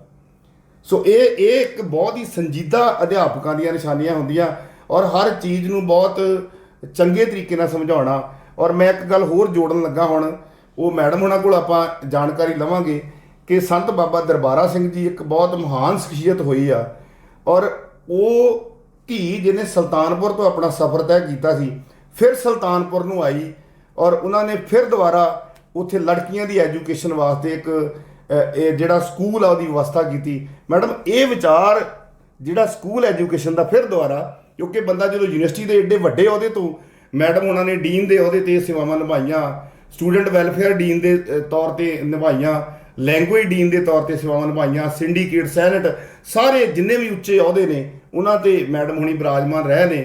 ਔਰ ਯੂਨੀਵਰਸਿਟੀ ਦੇ ਵਿੱਚ ਇੱਕ ਬਹੁਤ ਵੱਡਾ ਰੁਤਬਾ ਡਾਕਟਰ ਬਲਜੀਤ ਕੌਰ ਹੋਣਾ ਦਾ, ਉਹ ਫਿਰ ਦੁਬਾਰਾ ਆਪਣੇ ਪਿੰਡ ਵੱਲ ਨੂੰ ਪਰਤੇ ਨੇ। ਤੇ ਇਹ ਵਿਚਾਰ ਕਿੱਦਾਂ ਤੁਹਾਡੇ ਮਨ 'ਚ ਆਇਆ ਕਿ ਤੁਸੀਂ ਫਿਰ ਦੁਬਾਰਾ ਇੱਕ ਵਾਰੀ ਸੁਲਤਾਨਪੁਰ ਲੋਧੀ ਨੂੰ, ਭੁੱਲਦਾ ਤਾਂ ਕਦੇ ਨਹੀਂ ਬੰਦਾ ਆਪਣੇ ਪੇਕਿਆਂ ਨੂੰ, ਪਰ ਫਿਰ ਵੀ ਤੁਸੀਂ ਉੱਥੇ ਜਾ ਕੇ ਉਹਨਾਂ ਲੜਕੀਆਂ ਨੂੰ ਫਿਰ ਦੁਬਾਰਾ ਉਹ ਇੱਕ ਨਵੀਂ ਲੋਹ ਜਿਹੜੀ ਜਗਾਈ ਆ ਜੀ? ਬੇਟਾ ਜਿਹੜੀ ਐਜੂਕੇਸ਼ਨ ਦੀ ਗੱਲ ਆ, ਹਾਂਜੀ, ਪੜ੍ਹਾਉਣ ਦੀ, ਟੀਚਿੰਗ ਦੀ ਜਾਂ ਪੜ੍ਹਨ ਦੀ ਜਾਂ ਪੜ੍ਹਾਉਣ ਦੀ, ਉਹ ਮੈਂ ਉਹਨੂੰ ਕਦੀ ਪ੍ਰੋਫੈਸ਼ਨ ਨਹੀਂ ਸਮਝਿਆ। ਹਾਂਜੀ, ਉਹ ਮੇਰਾ ਪੈਸ਼ਨ ਆ। ਹਾਂਜੀ, ਮੈਂ ਉਹਨੂੰ ਹਮੇਸ਼ਾ ਜ਼ਿੰਦਗੀ ਦਾ ਇੱਕ ਮਕਸਦ ਮੰਨ ਕੇ ਮੈਂ, ਔਰ ਹੋਰ ਸਾਰੀਆਂ ਗੱਲਾਂ ਨੂੰ ਛੱਡ ਕੇ ਮੇਰੇ ਲਈ ਪਹਿਲ ਜਿਹੜੀ ਆ ਉਹ ਮੇਰੇ ਵਿਦਿਆਰਥੀ ਹੁੰਦੇ ਸੀਗੇ। ਜਦੋਂ ਛੋਟੀ ਉਮਰ ਸੀ ਮੇਰੀ ਤੇ ਬੱਚੇ ਵਿਦਿਆਰਥੀ ਪੜ੍ਹਦੇ ਸੀ ਤੇ ਮੈਨੂੰ ਲੱਗਦਾ ਹੁੰਦਾ ਸੀ ਮੇਰੇ ਛੋਟੇ ਭੈਣ ਭਰਾ। ਜਦੋਂ ਵੱਡੀ ਹੁੰਦੀ ਗਈ, ਮੇਰੇ ਬੱਚੇ ਵੱਡੇ ਹੁੰਦੇ ਗਏ, ਮੈਨੂੰ ਲੱਗਾ ਕਿ ਮੇਰੇ ਬੱਚੇ ਆ। ਔਰ ਜੋ ਮੈਂ ਆਪਣੇ ਬੱਚਿਆਂ ਲਈ ਸੋਚਦੀ ਹਾਂ ਜਾਂ ਆਪਣੇ ਭੈਣ ਭਰਾਵਾਂ ਲਈ ਸੋਚਦੀ ਹਾਂ, ਉਹ ਮੈਂ ਆਪਣੇ ਵਿਦਿਆਰਥੀਆਂ ਲਈ ਸੋਚਦੀ ਹਾਂ। ਮੇਰਾ ਇਹ ਮੰਨਣਾ ਕਿ ਇਹ ਜਿਹੜਾ ਟੀਚਿੰਗ ਦਾ ਪ੍ਰੋਫੈਸ਼ਨ ਆ, ਇਹਦੇ 'ਚ ਤੁਸੀਂ ਇੱਕ ਬਹੁਤ ਵੱਡਾ ਪਰਿਵਾਰ ਸਿਰਜਦੇ ਹੋ। ਇੱਕ ਤੁਹਾਨੂੰ ਕੁਦਰਤ ਪਰਿਵਾਰ ਦਿੰਦੀ ਹੈ, ਇੱਕ ਤੁਸੀਂ ਆਪ ਸਿਰਜਦੇ ਹੋ ਸਾਡੇ ਬੱਚਿਆਂ ਦਾ, ਵਿਦਿਆਰਥੀਆਂ ਦਾ। ਔਰ ਤੁਸੀਂ ਵੀ ਪੜ੍ਹੇ ਹੋ, ਹੋਰ ਵੀ ਅਨੇਕਾਂ ਵਿਦਿਆਰਥੀ ਜਿਹੜੇ ਮੇਰੇ ਨਾਲ ਅੱਜ ਵੀ ਜੁੜੇ ਨੇ। ਮੈਨੂੰ 12 ਸਾਲ ਹੋ ਗਿਆ ਰਿਟਾਇਰ ਹੋਈ ਨੂੰ, ਪਰ ਅਜੇ ਵੀ ਉਹ ਮੇਰੇ ਨਾਲ ਜੁੜੇ ਹੋਏ ਆ। ਜਦੋਂ ਬਾਹਰ ਵੀ ਗਏ ਨੇ, ਬਾਹਰੋਂ ਵੀ ਆਉਂਦੇ ਆ ਤੇ ਆ ਕੇ ਮਿਲਦੇ ਆ। ਸੋ ਇਹ ਇੱਕ ਬਹੁਤ ਵੱਡੀ ਮੇਰੇ ਲਈ ਸੰਤੁਸ਼ਟੀ ਆ, ਮੇਰੀ ਜ਼ਿੰਦਗੀ ਦਾ ਸਰਮਾਇਆ ਵਾ ਇਹ। ਬਾਕੀ ਜਿਹੜੀ ਗੱਲ ਤੁਸੀਂ ਕਿਹਾ ਕਿ ਮੇਰਾ ਪਿੰਡ ਦੇ ਵਿੱਚ, ਉਹ ਮੇਰਾ ਸਹੁਰਾ ਪਿੰਡ ਆ ਜਿੱਥੇ ਅਸੀਂ ਸਕੂਲ ਸ਼ੁਰੂ ਕੀਤਾ। ਮੇਰੇ ਹਸਬੈਂਡ ਦੀ ਤੁਸੀਂ ਗੱਲ ਕੀਤੀ, ਉਹ ਵੀ ਭਾਵੇਂ ਉਹ ਐਜੂਕੇਸ਼ਨ ਦੇ ਵਿੱਚ ਥੋੜ੍ਹਾ ਚਿਰ ਹੀ ਰਹੇ ਆ, ਪਰ ਉਹਨਾਂ ਦਾ ਵੀ ਇੱਕ ਸ਼ੁਰੂ ਤੋਂ ਇਹ ਸੀਗਾ ਮਨ ਦੇ ਵਿੱਚ ਇੱਕ ਰੀਝ ਕੇ ਆਪਣੇ ਇਲਾਕੇ 'ਚ ਇੱਕ ਸਕੂਲ ਸ਼ੁਰੂ ਕਰਨਾ। ਕਿਉਂਕਿ ਜਿਹੜਾ ਬੇਸ ਆ, ਜਿਹੜੀ ਤੁਹਾਡੀ ਨੀਂਹ ਆ, ਉਹ ਤਾਂ ਸਕੂਲ ਐਜੂਕੇਸ਼ਨ ਤੋਂ ਹੀ ਬਣਦੀ। ਔਰ ਜੋ ਅਸੀਂ ਬੱਚਿਆਂ ਨੂੰ ਸਕੂਲ 'ਚ ਸਿਖਾ ਦਿੰਦੇ ਹਾਂ, ਅਸੀਂ ਵੀ ਜੋ ਸਿੱਖਿਆ ਸਕੂਲ 'ਤੇ, ਉਹੀ ਅੱਗੇ ਸਾਰੀ ਉਮਰ ਤੁਹਾਡੇ ਨਾਲ ਚੱਲਦਾ। ਸੋ ਆਪਣੇ ਪਿੰਡ, ਹਾਲਾਂਕਿ ਸਾਨੂੰ ਕਈਆਂ ਨੇ ਸਲਾਹ ਦਿੱਤੀ ਕਿ ਤੁਸੀਂ ਕਿਸੇ ਸ਼ਹਿਰ 'ਚ ਸ਼ੁਰੂ ਕਰੋ, ਤੁਹਾਡਾ ਇੱਥੇ ਚੱਲਣਾ ਨਹੀਂ ਜਾਂ ਤੁਹਾਨੂੰ ਕੋਈ ਬਹੁਤਾ ਪ੍ਰੋਫਿਟ ਨਹੀਂ ਹੋਣਾ। ਲੇਕਿਨ ਪ੍ਰੋਫਿਟ ਲਈ ਤਾਂ ਅਸੀਂ ਸ਼ੁਰੂ ਕੀਤਾ ਹੀ ਨਹੀਂ। ਅਸੀਂ ਪਿੰਡ, ਬਿਲਕੁਲ ਆਪਣੇ ਪਿੰਡ ਜਾ ਕੇ ਉੱਥੇ ਜ਼ਮੀਨ ਖਰੀਦ ਕੇ, ਕਿਉਂਕਿ ਆਪਣੀ ਜ਼ਮੀਨ ਜਿਹੜੀ ਆ ਉਹ ਸੜਕ ਤੋਂ ਦੂਰ ਸੀ, ਸੜਕ ਦੇ ਉੱਤੇ ਜ਼ਮੀਨ ਖਰੀਦ ਕੇ ਅਸੀਂ ਸ਼ੁਰੂ ਕੀਤਾ ਸਕੂਲ ਵੀ, ਔਰ ਨਾਲ ਕਾਲਜ ਵੀ ਸ਼ੁਰੂ ਕੀਤਾ ਸੀ ਲੜਕੀਆਂ ਦਾ। ਕਿਉਂਕਿ ਕਾਲਜ ਜਿਹੜਾ ਉਸ ਵੇਲੇ ਕੁੜੀਆਂ ਨੂੰ ਬਹੁਤੇ ਆਵਾਜਾਈ ਦੇ ਸਾਧਨ ਵੀ ਹੈ ਨਹੀਂ ਸੀਗੇ ਤੇ ਸ਼ਹਿਰਾਂ 'ਚ ਬਹੁਤ ਘੱਟ ਕੁੜੀਆਂ ਭੇਜਦੇ ਸੀ ਪੇਰੈਂਟਸ। +2 ਕਰਕੇ ਉਹ ਸਿਲਾਈ ਕਢਾਈ ਸਿਖਾਉਂਦੇ ਸੀ ਤੇ ਘਰ ਬਹਿ ਜਾਂਦੀਆਂ, ਵਿਆਹ ਕਰ ਦਿੰਦੇ ਸੀ। ਸੋ ਉਹ ਸ਼ੁਰੂ ਕੀਤਾ ਪਹਿਲਾਂ ਕਾਲਜ, ਫਿਰ ਨਾਲ ਪੇਰੈਂਟਸ ਦੀ ਕਹਿਣ ਤੇ, ਉਹਨਾਂ ਦੇ ਮਤਲਬ ਫਰਮਾਇਸ਼ ਤੇ ਅਸੀਂ ਫਿਰ ਸਕੂਲ ਵੀ ਸ਼ੁਰੂ ਕਰਤਾ। ਹੁਣ ਕਾਲਜ ਤੇ ਸਾਨੂੰ ਕੁਝ ਹਾਲਾਤ ਇੱਦਾਂ ਦੇ ਬਣੇ ਕਿ ਅਸੀਂ 12-13 ਸਾਲ ਚਲਾਇਆ, ਫਿਰ ਉਹ ਸਾਨੂੰ ਬੰਦ ਕਰਨਾ ਪਿਆ। ਨੇੜੇ ਹੋਰ ਕਾਲਜ ਖੁੱਲ੍ਹ ਗਏ, ਸਾਡੇ ਲਈ ਬਿਨਾਂ ਕਿਸੇ ਗ੍ਰਾਂਟ ਤੋਂ, ਬਿਨਾਂ ਕੋਲੋਂ ਖਰਚ ਕਰਕੇ ਇੰਨਾ ਮੁਸ਼ਕਿਲ ਸੀਗਾ ਸਾਡੇ ਲਈ।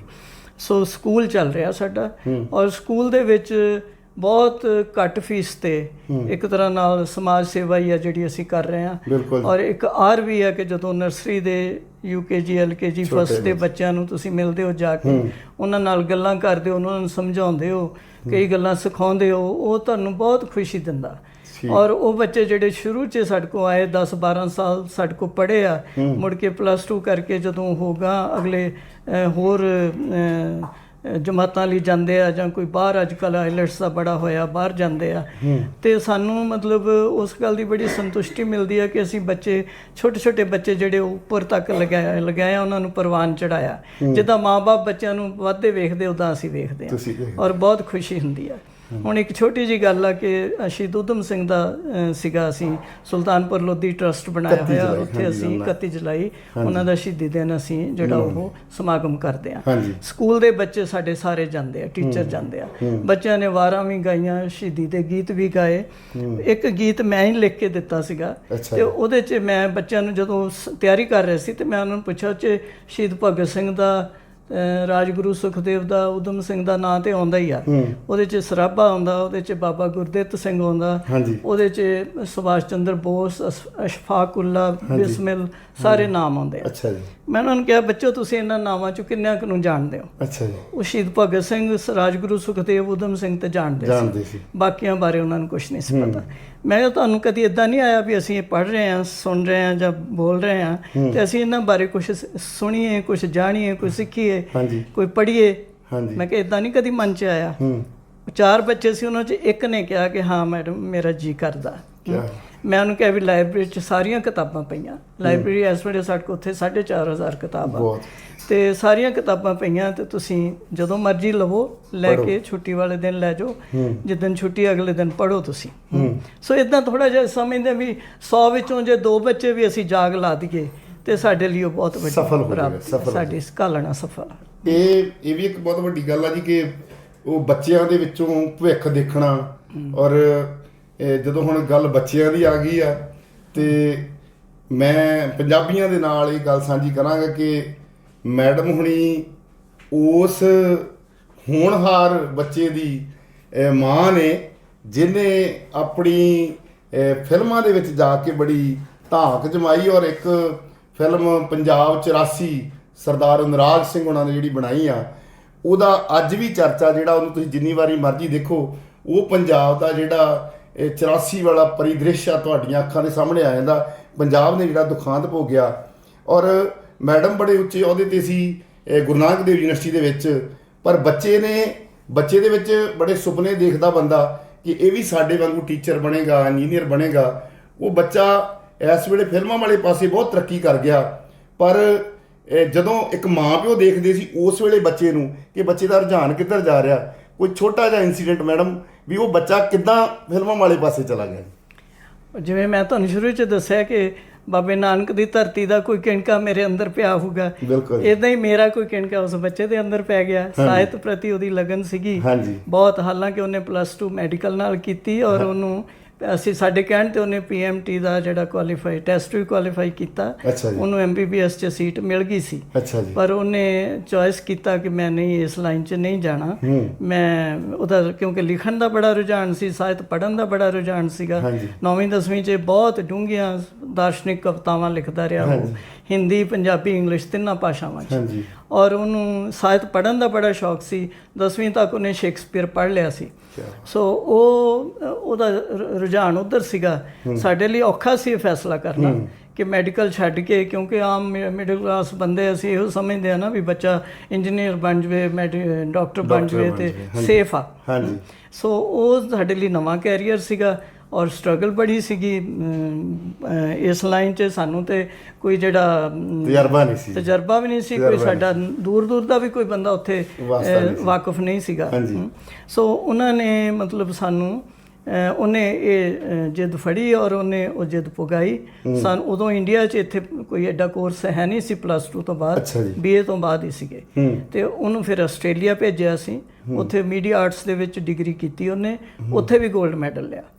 ਔਰ ਉਹਨਾਂ ਨੇ ਉਹਨੂੰ ਫਰਦਰ ਸਟੱਡੀਜ਼ ਲਈ ਸਕਾਲਰਸ਼ਿਪ ਆਫਰ ਕੀਤੀ।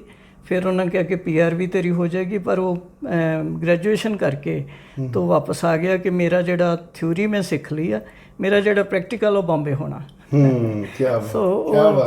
ਬੰਬੇ ਫਿਰ ਆ ਕੇ ਉਹਨੇ ਫਿਰ ਪੂਰੀ ਮਿਹਨਤ ਕੀਤੀ, ਉਹਨੇ ਆਪਣੇ ਆਪ ਨੂੰ ਪ੍ਰੂਵ ਕੀਤਾ ਕਿ ਮੈਂ ਇਸ ਲਾਈਨ ਦੇ ਵਿੱਚ ਜੇ ਮੈਂ ਚੁਣੀ ਆ ਤੇ ਮੈਂ ਕਾਮਯਾਬ ਹੋ ਕੇ ਦਿਖਾਉਣਾ। ਬਾਕੀ ਵਾਹਿਗੁਰੂ ਦੀ ਮਿਹਰ ਆ, ਪਰਮਾਤਮਾ ਦੀ ਮਿਹਰ ਆ, ਬੱਚੇ ਦੇ ਸਿਰ ਤੇ ਹੱਥ ਰੱਖਿਆ। ਸਿਰੜ ਬਹੁਤ ਆ ਉਹਦੇ 'ਚ, ਡਿਟਰਮੀਨੇਸ਼ਨ ਬਹੁਤ ਆ ਔਰ ਸ਼ੁਰੂ ਤੋਂ ਹੀ ਸੀਗਾ, ਹੁਣ ਵੀ ਬਹੁਤ ਆ। ਜਿਹੜਾ ਕੰਮ ਫੜਦਾ ਉਸ ਕੰਮ ਨੂੰ ਉਹਦੀ ਕੋਸ਼ਿਸ਼ ਹੁੰਦੀ ਹੈ ਕਿ ਨੈਕਸਟ ਟੂ ਪਰਫੈਕਸ਼ਨ ਤਾਂ ਨਹੀਂ ਹੁੰਦੀ, ਨੈਕਸਟ ਟੂ ਪਰਫੈਕਸ਼ਨ ਮੈਂ ਕਰਾਂ। ਔਰ ਕਦੀ ਉਹਨੇ ਕੋਈ ਜਿਹੜੀ ਆਪਣੀ ਉਹਦੀ ਕੋਈ ਅਸਫਲਤਾ ਹੈ ਉਹ ਸਾਡੇ ਨਾਲ ਨਹੀਂ ਸਾਂਝੀ ਕੀਤੀ। ਉਹਦੀ ਸਫਲਤਾ ਸਾਨੂੰ ਖੁਸ਼ੀ ਦਿੰਦੀ ਆ, ਪਰ ਅਸਫਲਤਾ ਉਹ ਆਪ ਹੀ ਸਹਾਰਦਾ ਔਰ ਆਪ ਹੀ ਉਹਨੂੰ ਉਹ ਕਵਰ ਕਰਦਾ, ਆਪ ਹੀ ਪੂਰਿਆ ਕਰਦਾ। ਬਹੁਤ ਵਧੀਆ ਜੀ। ਮੈਡਮ ਹੁਣਾਂ ਦਾ ਜਿਹੜਾ ਕਲਮ ਦਾ ਸਫ਼ਰ ਆ ਉਹ ਹੁਣ ਤੱਕ ਵੀ ਚੱਲੀ ਜਾ ਰਿਹਾ। ਮੈਂ ਕਿਤਾਬਾਂ ਦੇ ਜ਼ਿਕਰ ਪਹਿਲਾਂ ਵੀ ਕੀਤਾ ਔਰ ਉੱਚ ਅਕਾਦਮਿਕ ਹਲਕੇ ਜਿਹੜੇ ਨੇ ਸਾਡੇ ਯੂਨੀਵਰਸਿਟੀਆਂ, ਕਾਲਜ ਨੇ, ਜਿੰਨੇ ਵੀ ਵਿਦਿਆਰਥੀ ਪੜ੍ਹਦੇ ਨੇ, ਆਲੋਚਨਾ ਦੀਆਂ ਕਿਤਾਬਾਂ ਤੋਂ ਬਿਨਾਂ ਅਸੀਂ ਜਿਹੜਾ ਆਧੁਨਿਕ ਪੰਜਾਬੀ ਕਵਿਤਾ ਦਾ ਪੇਪਰ ਉਹ ਪੜ੍ਹ ਨਹੀਂ ਸਕਦੇ।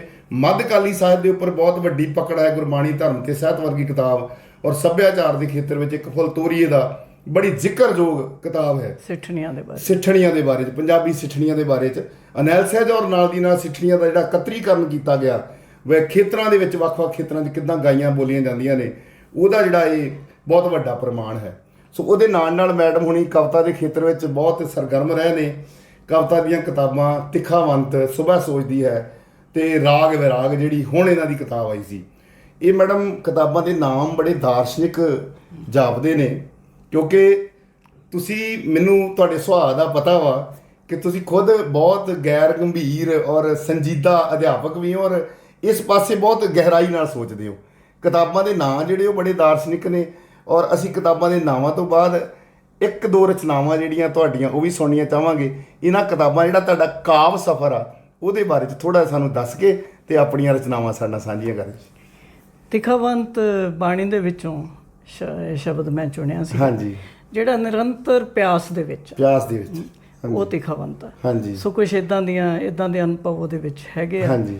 ਉਸ ਤੋਂ ਬਾਅਦ ਸੁਭਾ ਸੋਚਦੀ ਹੈ, ਮਤਲਬ ਇਹ ਆ ਵੀ ਇੱਕ ਸੋਚਵਾਨ ਸੁਭਾ ਜ਼ਿੰਦਗੀ ਦੇ ਵਿੱਚ ਆਉਂਦੀ ਆ ਜਾਂ ਆਉਣੀ ਚਾਹੀਦੀ ਆ, ਕਿ ਜਿਹੜੀ ਸੋਚਵਾਨ ਹੋਵੇ, ਜਿਹੜੀ ਸਾਨੂੰ ਸੋਚਣ ਲਾਵੇ।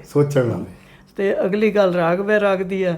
ਰਾਗ ਤੁਹਾਡਾ ਜ਼ਿੰਦਗੀ ਨਾਲ ਲਗਾਓ ਆ, ਅਫੈਕਸ਼ਨ ਆ, ਤੇ ਵੈਰਾਗ ਜਿਹੜਾ, ਦੋਵੇਂ ਗੱਲਾਂ ਤੁਹਾਡੀ ਜ਼ਿੰਦਗੀ ਦੇ ਵਿੱਚ, ਤੁਹਾਡੇ ਅੰਤਰਾਤਮਾ 'ਚ ਇਕੱਠੀਆਂ ਹੀ ਚੱਲਦੀਆਂ ਵਾ। ਕਿਤੇ ਤੁਸੀਂ ਬਹੁਤ ਜ਼ਿਆਦਾ ਜੁੜੇ ਹੁੰਦੇ ਹੋ ਜ਼ਿੰਦਗੀ ਨਾਲ, ਕਿਤੇ ਤੁਸੀਂ ਮਤਲਬ ਕਈ ਗੱਲਾਂ 'ਚ ਇਸ ਤਰ੍ਹਾਂ ਹੁੰਦਾ ਕਿ ਤੁਸੀਂ ਉਸ ਤੋਂ ਵਿਰਕਤ ਹੋ ਜਾਂਦੇ ਹੋ, ਵੈਰਾਗ ਦੀ ਅਵਸਥਾ 'ਚ ਆ ਜਾਂਦੇ ਹੋ। ਸੋ ਇਹਦੇ 'ਚ ਇੱਦਾਂ ਦੀਆਂ ਰਲੀਆਂ ਮਿਲੀਆਂ ਕੁਝ ਕਵਿਤਾਵਾਂ ਹੈਗੀਆਂ ਰਾਗ ਵੈਰਾਗ ਦੇ ਵਿੱਚ। ਇੱਕ ਹੋਰ ਨਵੀਂ ਮੇਰੇ ਮਨ 'ਚ ਇਸ ਵੇਲੇ ਚੱਲ ਰਹੀ ਆ, ਜਿਹਦੇ ਲਈ ਮੈਂ ਤਿਆਰੀ ਕਰ ਰਹੀ ਹਾਂ, ਰੰਗ ਪਰੰਗ ਅਨੇਕ। ਇਹ ਵੀ ਗੁਰਬਾਣੀ ਦਾ ਹੀ ਆ। ਰੰਗ ਪਰੰਗ ਮੈਂ ਉਹ ਢੂੰਡਿਆ ਵੀ ਇਹ ਪਰੰਗ ਦਾ ਕੀ ਮਤਲਬ ਆ। ਤੇ ਉਹ ਸੀਗਾ ਉਪਰੰਗ, ਰੰਗ ਉਪਰੰਗ ਨੂੰ ਉਹਨਾਂ ਨੇ ਜਿੱਦਾਂ ਗੁਰਬਾਣੀ ਦਾ ਉਸ ਵੇਲੇ ਦਾ ਭਾਸ਼ਾ ਦਾ ਮੁਹਾਵਰਾ ਸੀਗਾ, ਉਪਰੰਗ ਚੱਲਦਾ ਹੋਊਗਾ ਤੇ ਰੰਗ ਪਰੰਗ ਅਨੇਕ। ਇਹ ਮੈਂ ਅਗਲੀ ਜਿਹੜੀ ਮੇਰੀ ਆ ਉਹ ਤਿਆਰੀ ਅਧੀਨ ਹੈਗੀ ਆ। ਸੋ ਕੁਛ ਮੈਂ ਕਰ ਰਹੀ ਹਾਂ ਸੂਫੀ ਕਾਵਿ ਬਾਰੇ ਵੀ ਮੇਰੇ ਮਨ 'ਚ ਹੈ। ਇੱਕ ਸ਼ੁਰੂ ਕੀਤਾ ਮੈਂ ਪ੍ਰੋਜੈਕਟ, ਤੇ ਇੱਕ ਜਿਹੜੇ ਕਵੀ ਨੇ ਅੱਜ ਕੱਲ੍ਹ ਦੇ ਮਾਡਰਨ ਭਾਈ ਵੀਰ ਸਿੰਘ ਤੋਂ ਲੈ ਕੇ ਉਹਨਾਂ ਦੇ ਕਾਵਿ ਸਿਧਾਂਤਾਂ ਬਾਰੇ ਇੱਕ ਮੇਰੇ ਮਨ 'ਚ ਹੈ ਕਿ ਮੈਂ ਇੱਕ ਕਿਤਾਬ ਤਿਆਰ ਕਰਨੀ। ਮੈਡਮ ਇਹ ਕਲਮ ਜਿਹੜੀ ਆ ਹਮੇਸ਼ਾ ਹੀ ਅਸੀਂ ਤਾਂ ਕਹਿੰਦੇ ਆ ਵੀ ਇਹ ਕਲਮ ਰੁਕੇ ਨਾ, ਇਹਨੇ ਹਾਲੇ ਬਹੁਤ ਪੀੜ੍ਹੀਆਂ ਨੂੰ ਸੇਧ ਦੇਣੀ ਆ।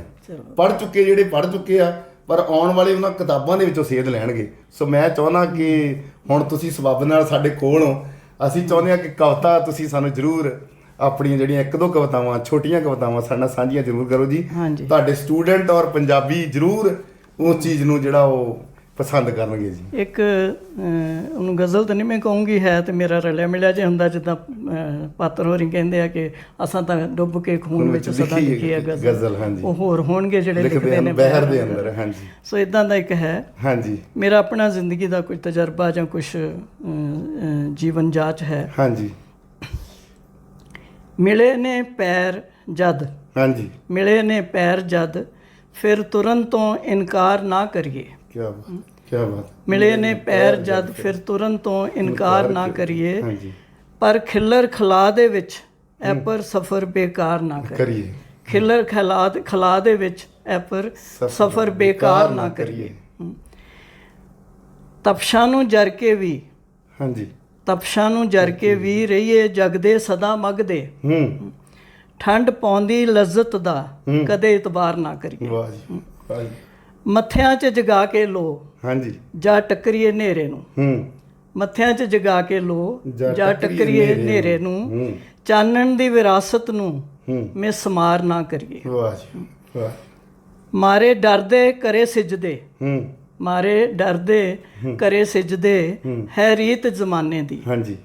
ਸਿਰ ਕਾਇਮ ਰੱਖੀਏ ਰੀਤ ਇਹ ਸਵੀਕਾਰ ਨਾ ਕਰੀਏ। ਕਿਆ ਬਾਤ ਹੈ। ਤਕੜੀ ਪਾ ਵੇਚੀਏ ਨਾ ਖੁਦ ਨੂੰ ਖੁਦਦਾਰੀ ਨੂੰ। ਤਕੜੀ ਪਾ ਵੇਚੀਏ ਨਾ ਖੁਦ ਨੂੰ ਖੁਦਦਾਰੀ ਨੂੰ। ਇਹ ਘਾਟੇ ਬੰਦਾ ਹੈ ਵਪਾਰ ਨਾ ਕਰੀਏ। ਇਹ ਘਾਟੇ ਬੰਦਾ ਹੈ ਵਪਾਰ ਨਾ ਕਰੀਏ। ਬਹੁਤ ਵਧੀਆ ਮੈਡਮ। ਹੋਰ ਵੀ ਕਿ ਬਸ ਛੋਟੀ ਜੀ। ਅੱਛਾ, ਇੱਕ ਕਿਸਾਨ ਸੰਘਰਸ਼ ਜਿਹੜਾ ਚੱਲਿਆ, ਸਾਡਾ ਅੰਦੋਲਨ ਚੱਲਿਆ, ਭਾਵੇਂ ਅਸੀਂ ਇੱਥੇ ਬੈਠੇ ਸੀ, ਵਿੱਚੋਂ ਇੱਕ ਅੱਧੀ ਵਾਰੀ ਗਏ ਆ, ਪਰ ਜੁੜੇ ਹੋਏ ਅਸੀਂ ਸਾਰੇ ਹੀ ਸਾਰੇ ਉਸ ਅੰਦੋਲਨ ਦੇ ਨਾਲ ਸੀਗੇ। ਹਾਂਜੀ। ਇੱਥੇ ਬੈਠੇ ਵੀ ਲੱਗਦਾ ਸੀ ਕਿ ਅਸੀਂ ਉੱਥੇ ਹੀ ਆ। ਹਾਂਜੀ। ਸੋ ਉਦੋਂ ਨਵੰਬਰ ਦਾ ਮਹੀਨਾ ਸੀ ਜਦੋਂ ਇਹ ਸ਼ੁਰੂ ਹੋਇਆ, ਤੇ ਉਦੋਂ ਕਣਕ ਬੀਜੀ ਜਾ ਚੁੱਕੀ ਸੀ। ਹਾਂਜੀ। ਸਾਡੀ ਆਪਣੀ ਜ਼ਮੀਨ ਆ, ਸਾਡੇ ਜਿਹੜੀ ਕਣਕ ਬੀਜੀ ਜ਼ਮੀਨ 'ਚ ਉਹਦੇ ਨਾਲ ਦਾ ਖੇਤ ਜਿਨ੍ਹਾਂ ਦਾ ਸੀ ਉਹ ਗਏ ਹੋਏ ਸੀ ਉੱਥੇ। ਤੇ ਉਹ ਮੈਂ ਇੱਕ ਦਿਨ ਗਈ ਵੇਖਣ, ਤੇ ਮੈਨੂੰ ਉਹ ਕੁਝ ਫੀਲਿੰਗਸ ਇਦਾਂ ਦੀਆਂ ਮਨ 'ਚ ਆਈਆਂ। ਫਸਲਾਂ ਧੀਆਂ, ਬੀਜੀ ਫਸਲ ਅਜੇ ਮਸਾਂ ਹੀ ਪੁੰਗਰੀ, ਜੰਮੀ ਧੀ ਦੀ ਅਜੇ ਅੱਖ ਹੀ ਉਗੜੀ, ਵਾਹ ਜੀ ਕੀ ਬਾਤ। ਛੱਡ ਤੁਰ ਗਿਆ ਬਾਬਲ, ਖੇਤੀ ਕਣਕ ਵਿਹੜੇ ਵਿੱਚ ਕੰਨਿਆ, ਵਾਹ ਜੀ। ਖੇਤੀ ਕਣਕ ਵਿਹੜੇ ਵਿੱਚ ਕੰਨਿਆ, ਦੋਵੇਂ ਅੱਖੀਆਂ ਅੱਡ ਅੱਡ ਵੇਖਣ, ਕਿੱਥੇ ਗਿਆ ਬਾਬਲ। ਵਾਹ ਜੀ। ਬਾਬਲ ਤਾਂ ਜਾ ਕੇ ਬੈਠਾ ਪਹਿਰੇ, ਲੁੱਟ ਫਸਲਾਂ ਦੀ ਰੋਕਣ ਦੇ ਲਈ। ਬਾਬਲ ਤਾਂ ਕੁੱਦਿਆ ਸਾਂਝੀ ਜੰਗ 'ਚ, ਪੱਤ ਧੀਆਂ ਦੀ ਰੱਖਣ ਦੇ।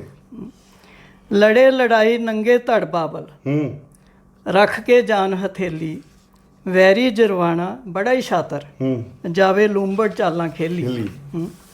ਮੂੰਹ ਮੋੜਨ ਲਈ ਜ਼ਬਰ ਜ਼ੁਲਮ ਦਾ ਬਾਬਲ ਵੀ ਹੋਇਆ ਤਿਆਰ ਹੈ, ਜੋੜੀ ਫੌਜ ਉਸ ਸਿਰੜ ਸਿਦਕ ਦੀ, ਉਹਦਾ ਸੁੱਚੀ ਕਿਰਤ ਹਥਿਆਰ ਹੈ।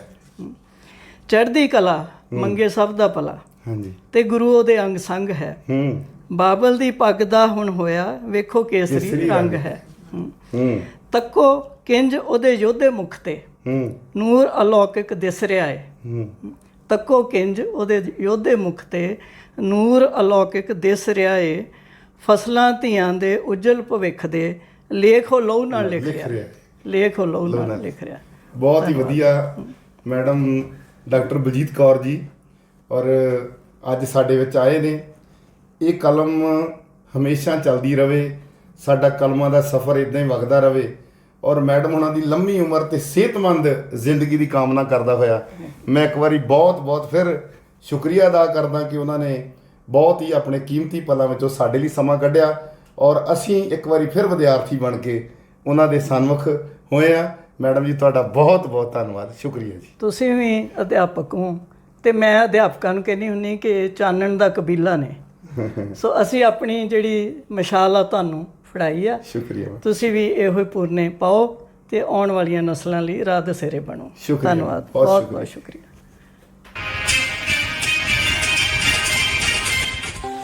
ਦਿਲ ਦੀ ਆਵਾਜ਼, ਹਰ ਇੱਕ ਦਾ ਵਿਸ਼ਵਾਸ। ਤੁਸੀਂ ਬਣੇ ਰਹੋ ਹਰ ਤਾਜ਼ਾ ਅਪਡੇਟ ਦੇ ਲਈ ਔਨ ਸਕਾਈ ਟੀਵੀ ਦੇ ਨਾਲ।